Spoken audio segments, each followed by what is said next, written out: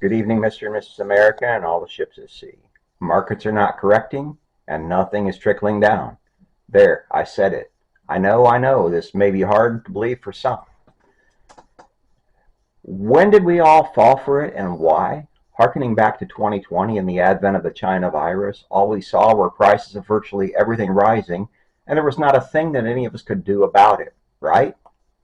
The line of bovine fecal matter that was repeatedly drilled into our brains was that supply chains were broken, and the labor force was so artificially repressed that companies and corporations so long entrusted with delivering the necessary materials and services for our everyday needs and conveniences were now having extreme difficulty getting their own vendors and suppliers to deliver to them on time. And so the entire production chain was broken, and as such, prices inevitably had to go nowhere but up, didn't they? Didn't they? Didn't they? We were all under the spell of a global fear pandemic on top of the now infamous Wuhan virus plandemic, and that was a double whammy to the collective gut of us all. Never mind that any and every corporate cretin to be found was now parlaying this into the largest cash grab in modern human history. After all, what government official or alphabet agency in existence would dare to question massive price hikes at such an unprecedented period in history? Yes, folks, Communist China had unwittingly opened the cash grab floodgates, and no corporate executive worth his private yacht would risk standing pat at the sight of such a veritable gold mine. And so it went completely unchecked. Nobody roped them in.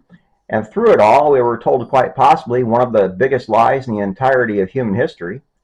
It will all correct in time as supply chains get back to normal and delivery of materials and commodities get back on a regularly scheduled track. And like sheep led to a slaughter, we all believed it. What else did we have to go on? Never once did the Federal Trade Commission step in to check for price gouging when beef prices at the grocery doubled overnight. Never once did any member of the U.S. Congress speak out when automobile prices tripled over a 5-year span. Much like the ineffective government entities we have learned them to be, they simply sat on their collective hands and watched it all go on around them. And there, in the midst of it all, unbeknownst to most of us, a restaurant chain called Chipotle began the massive uptick in fast food prices, and the only one who really took note was none other than McDonald's. Yes, you heard it right. See, virtually every fast food chain has gone to cookie-cutter, sterile, medical office-looking buildings these days. That did not happen by sheer happenstance or accident. No.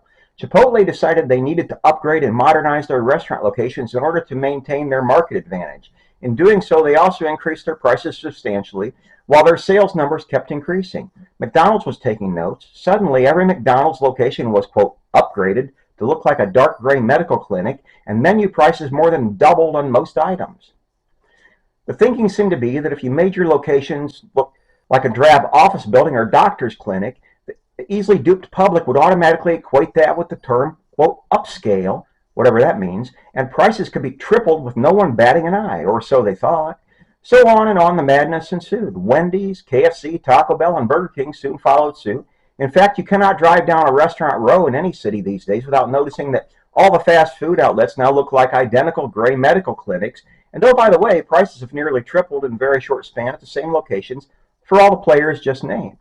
So, kids and cousins, it turns out that a planned epidemic from Wuhan, China, and supposedly broken supply chains had nothing whatsoever to do with this massive cash grab after all. No, it was just corporations and their ill-intentioned board of directors collectively wringing their greedy fingers over billions to be poured into their coffers. Now we with brains and all know that the solution is to stop patronizing these far too unhealthy outlets.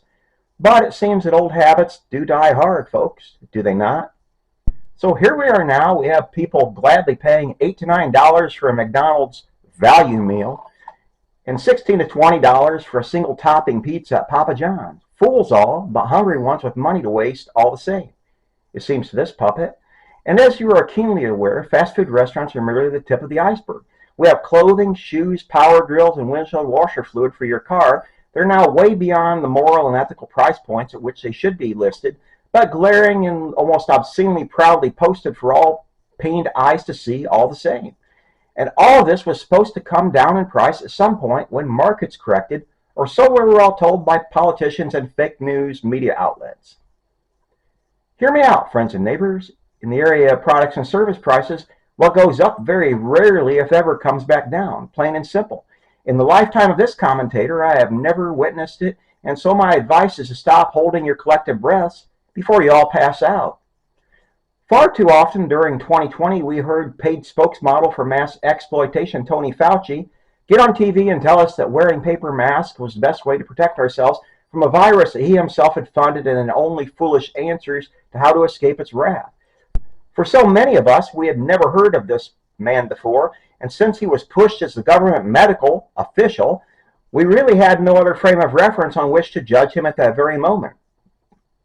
And during that same time, corporate executives took detailed notes. All you had to do was feed American public a line of lies during a time of national anxiety, and they would buy it. And once they bought it, ka-ching, you could now cash in. On went the green lights for prices to jack upward, upward, upward, and the public would unknowingly buy the excuse that the supply chains were broken, would they not? So here we are, my compadres, at a point in time where markets are not correcting and nothing trickles down. Yes, I know that Ronald Reagan said it would, but we are now seeing the utter fallacy of that, are we not? To that I say, good night, my loyal viewers, and sleep well.